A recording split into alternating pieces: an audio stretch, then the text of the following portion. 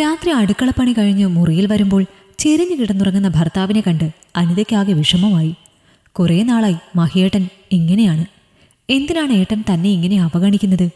തനിക്കുമില്ലേ ആഗ്രഹങ്ങൾ? ഒരു കുട്ടിയായതിൽ പിന്നെയാണ് ഏട്ടന് സെക്സിൽ തന്നോടുള്ള താല്പര്യം കുറഞ്ഞത്. പ്രസവം കഴിഞ്ഞാൽ പിന്നെ അവളുടെ ശരീരം മൊത്തം തടിച്ച് മാറിടങ്ങൾ തൂങ്ങിപ്പോയി. വയറിൽ പാടുകൾ വീണു. കല്യാണം കഴിഞ്ഞ് ഇവിടെ വരുമ്പോഴുള്ള ആ ഭംഗി ഇപ്പോഴില്ല. അതുകൊണ്ടായിരിക്കും ഏട്ടന് താല്പര്യം കുറഞ്ഞത്.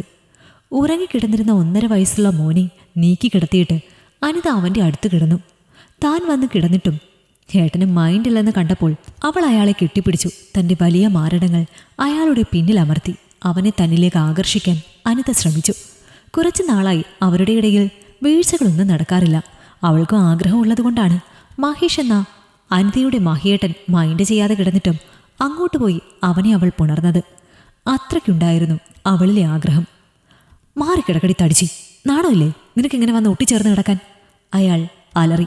ഏട്ടാ ഞാൻ എന്താ നിനക്ക് വേണ്ടത്? ഏട്ടൻ ഈയിടെയായി എന്നെ തീരെ മൈൻഡില്ല. കുഞ്ഞു വന്ന ശേഷം നമുക്കിടയിൽ നേരെ ചൊവ്വേ എന്തെങ്കിലും ഉണ്ടായിട്ടുണ്ടോ? ഏട്ടനൊന്നുമില്ലെങ്കിലും എന്നെ കെട്ടിപ്പിടിച്ചെങ്കിലും കിടന്നൂടെ? ഞാനൊരു പെണ്ണല്ലേ, എനിക്കുമില്ല ആഗ്രഹങ്ങൾ. തടിച്ച് ചക്കപ്പോത്ത് പോലെ ഇരിക്കുന്ന നിന്നെ കാണുമ്പോൾ എനിക്ക് വികാരം തോന്നണ്ടേ അനിതേ? മഹിയുടെ എടുത്തടിച്ചുള്ള ആ പറച്ചിൽ അവൾക്ക് മുഖത്തടിയേറ്റതുപോലെയാണ് തോന്നിയത്. ഞാൻ നിങ്ങളുടെ ഭാര്യയാണ്, നിങ്ങളുടെ കുഞ്ഞിനെ പ്രസവിച്ചവളാണ്. ആ എന്നെ ഇങ്ങനെ ഒന്നും പറഞ്ഞ് വിഷമിപ്പിക്കരുത്. അനിത കരഞ്ഞു. നിന്റെ കൂടെ വഴക്ക് കൂടാൻ എനിക്ക് വയ്യ. അങ്ങോട്ട് മാറിക്കിടക്കാൻ നോക്ക്. എനിക്ക് നാളെ ഓഫീസിൽ പോകാനുള്ളതാ. അനിതയെ നോക്കി പുച്ഛത്തോടെ പറഞ്ഞിട്ട് അയാൾ മോനെയും കെട്ടിപ്പിടിച്ച് കിടന്നു. കുറച്ചു സമയം ഭർത്താവിനെ തന്നെ നോക്കിയിരുന്നിട്ട് കട്ടിലിൻ്റെ അരികിലേക്ക് കിടന്നു. പ്രസവം കഴിഞ്ഞതോടെയല്ലേ എൻ്റെ ശരീരം ഇങ്ങനെയായത്? അങ്ങേരുടെ കുഞ്ഞിനെയല്ലേ ഞാൻ പ്രസവിച്ചത്? എന്നിട്ട് ആ ഒരു പരിഗണന പോലും തരാതെ ഇങ്ങനെ വാക്കുകൾ കൊണ്ട് കുത്തി നോവിക്കാൻ ഏട്ടൻ എങ്ങനെ കഴിയുന്നു? ഈയിടെയായി കുത്തുവാക്കുകൾ പറയുന്നത് ഒരുപാട് കൂടിയിട്ടുണ്ട്. രാത്രി വെളുക്കുവോളം അവൻ പറഞ്ഞതൊക്കെ ഓർത്ത് അവൾ കരഞ്ഞുകൊണ്ടേയിരുന്നു. പിറ്റേന്ന് രാവിലെ ആയപ്പോൾ എണീറ്റ് എന്നത്തെയും പോലെ അടുക്കള ജോലി തീർത്തു. മഹി എണീറ്റ് കുളിക്കാൻ പോയത് കണ്ടപ്പോൾ അവനുള്ള ഷർട്ട് അയൺ ചെയ്യാൻ തുടങ്ങി. അപ്പോഴാണ് മേശയുടെ മുകളിലിരുന്ന അയാളുടെ ഫോണിൽ സുന്ദരിയായ ഒരു പെണ്ണിൻ്റെ ഫോൺ കോൾ വരുന്നത് അവൾ കണ്ടത്. സാധാരണ കുളിക്കാൻ പോകുമ്പോൾ ഫോൺ എടുക്കുന്ന മഹി അന്ന് ചാർജ് ഇല്ലാത്തത് കൊണ്ടാണ് ഫോൺ ചാർജിലിട്ടിട്ട് കുളിക്കാൻ പോയത്. ഫോൺ വൈബ്രേറ്റ് ആണ് ചെയ്യുന്നത്. എടുക്കണ്ട എന്ന് വിചാരിച്ചെങ്കിലും ലേഖ എന്ന പേര് കണ്ടപ്പോൾ അവൾക്ക് എടുക്കാതിരിക്കാൻ കഴിഞ്ഞില്ല. രാവിലെ തന്നെ എന്നും പതിവ് പോലെ വിളിക്കുന്ന മഹിയേട്ടൻ ഇന്നെന്താ വിളിക്കാത്തത്? പതിവ് തെറ്റി ഇനി ഭാര്യയെയും കെട്ടിപ്പിടിച്ചുറങ്ങുകയാണോ? കൊഞ്ചിയുള്ള ഒരു പെണ്ണിൻ്റെ സൗണ്ട് കേട്ടപ്പോൾ അറപ്പോടെ അനിത വേഗം ഫോൺ കട്ട് ചെയ്തു. ഭർത്താവ് ഇത്ര സ്വാതന്ത്ര്യത്തോടെ സംസാരിക്കുന്ന ഈ പെണ്ണ് ഏതാണ്? അവൾ ആലോചിച്ചു.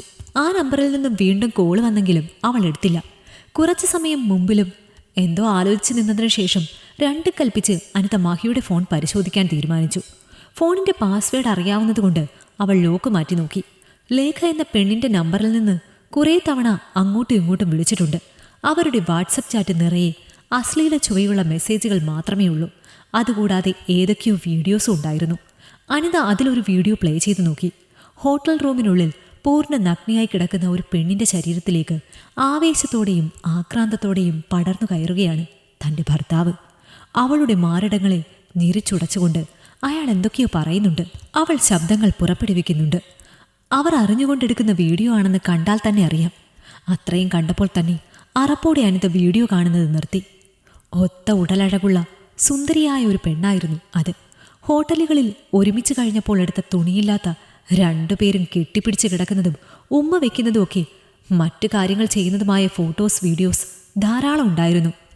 അവൾക്കാകെ അറപ്പ് തോന്നി. മറ്റൊരു പെണ്ണിനെ കിട്ടിയപ്പോഴാണ് ഭർത്താവിന് തന്നെ മടുത്തു തുടങ്ങിയത് അനിത തിരിച്ചറിഞ്ഞു. 1 വർഷം കഴിഞ്ഞ് ഈ ബന്ധം തുടങ്ങിയിട്ട് ഇതുവരെ തൻ്റെ ഭർത്താവ് ഒരു അവിഹിതത്തിൽപ്പെട്ടു പോകുമെന്ന് അവൾ കരുതിയില്ല. എന്നോട് എത്രയൊക്കെ അവഗണന കാണിച്ചാലും മറ്റൊരു പെണ്ണിൻ്റെ ചൂട് കയറി പോകൂ എന്ന് ചിന്തിക്കാനുള്ള ബുദ്ധിയൊന്നും അനിതയ്ക്കുണ്ടായിരുന്നില്ല. മഹേഷിൻ്റെ കൂടി ഓഫീസിൽ ജോലി ചെയ്യുന്ന കല്യാണം കഴിയാത്ത പെണ്ണാണ് ലേഖ എന്ന് വാട്സപ്പ് സ്റ്റാറ്റസിൽ നിന്നും അവൾ മനസ്സിലാക്കി. ഏട്ടനോടുള്ള വിശ്വാസം കൊണ്ട് കല്യാണം കഴിഞ്ഞ് 4-5 വർഷങ്ങൾ കഴിഞ്ഞിട്ടും ഒരിക്കൽ പോലും അവൾ അയാളുടെ ഫോൺ എടുത്ത് നോക്കിയിട്ടില്ല. അനിതയ്ക്ക് നല്ല ദേഷ്യവും സങ്കടവും തോന്നി. തന്നെ ചതിച്ച ഭർത്താവിൻ്റെ യഥാർത്ഥ മുഖം നാട്ടുകാരും ബന്ധുക്കളും അറിയണമെന്ന് അവൾക്ക് തോന്നി. അയാളുടെ മൊബൈലിൽ നിന്ന് തന്നെ മഹേഷിൻ്റെ സോഷ്യൽ മീഡിയ അക്കൗണ്ടുകൾ എടുത്തിട്ട് അതിലെല്ലാം അവർ ഇരുവരും ഒരുമിച്ചുള്ള ഫോട്ടോസും വീഡിയോസും അവൾ പോസ്റ്റിട്ടു. അന്യ സ്ത്രീയുമൊത്തുള്ള മകന്റെ ലീലാവിലാസങ്ങൾ അനിതയും മഹേഷിന്റെ അമ്മയെയും പെങ്ങളെയും ഒക്കെ കാണിച്ചു കൊടുത്തു. അധികം വൈകാതെ നാട്ടിലും വീട്ടിലും ബന്ധുക്കൾക്കിടയിലും മഹേഷിന്റെ പ്രവർത്തികൾ ചർച്ചാവിഷയമായി. എല്ലാവരും എല്ലാം അറിഞ്ഞതോടെ അവനാകെ നാണക്കേടായി. അനിത തന്റെ മൊബൈലിൽ നിന്ന് പോസ്റ്റിട്ട കാര്യം വൈകിയാണ് അവൻ അറിഞ്ഞത്. ഡിലീറ്റ് ചെയ്ത് കളഞ്ഞെങ്കിലും അതിനോടകം പലരും അത് സേവ് ചെയ്യുകയും ഷെയർ ചെയ്യുകയും ചെയ്തിരുന്നു. ആകെ നാണം കെട്ടു ഓഫീസിലും പോകാൻ പറ്റാതെ വീട്ടിൽ നിന്നും പുറത്തിറങ്ങാനും പറ്റാതെ മഹേഷ് പെട്ടുപോയി. ആങ്ങളമാർ വിവരമറിഞ്ഞു വന്ന് അവളെയും കുഞ്ഞിനെയും വീട്ടിലേക്ക് കൊണ്ടുപോയി. അധികം വൈകാതെ തന്നെ അനിത മഹേഷിനെതിരായി ഡിവോഴ്സ് പെറ്റീഷൻ അയച്ചു. വീഡിയോസും ഫോട്ടോസും ഉള്ളതുകൊണ്ട് വേഗം അനുവദിച്ചു കിട്ടി. ഓഫീസിൽ പോകാൻ നാണക്കേടായ മഹേഷ് കുറച്ചുനാൾ ലോങ് ലീവ് എടുത്ത് നാട്ടിൽ നിന്നും മാറി നിന്നു. രേഖയുടെ വീട്ടിലും നാട്ടിലും വിവരം അറിഞ്ഞുകൊണ്ട് അധികം വൈകാതെ തന്നെ അവളുടെ വീട്ടുകാർ പിടിച്ച പിടിയാലെ അവനെ കൊണ്ട് അവളെയും കല്യാണം കഴിപ്പിച്ചു. കല്യാണം കഴിഞ്ഞതോടെ ആദ്യത്തെ കൗതുകം മാറിയ അവർക്കിടയിൽ എന്നും അടിയും വഴക്കും മാത്രമായി. അതേസമയം അനിതയ്ക്കൊരു ജോലി ശരിയാക്കി കൊടുക്കുകയും വീട്ടിൽ അവൾക്കും കുഞ്ഞിനുമായി ഒരു മുറി വിട്ടുകൊടുക്കുകയും ചെയ്തു. അതോടെ ഒരു ജോലിക്ക് പോയി തന്റെ കുഞ്ഞിനെ വളർത്താനും തുടങ്ങി. ഈ കഥ നിങ്ങൾക്കിഷ്ടമായെങ്കിൽ ലൈക്ക് ചെയ്യൂ. നിങ്ങളുടെ അഭിപ്രായങ്ങൾ കമന്റായി രേഖപ്പെടുത്തൂ. കൂടുതൽ കഥകൾ കേൾക്കാൻ ഈ ചാനൽ സബ്സ്ക്രൈബ് ചെയ്യൂ.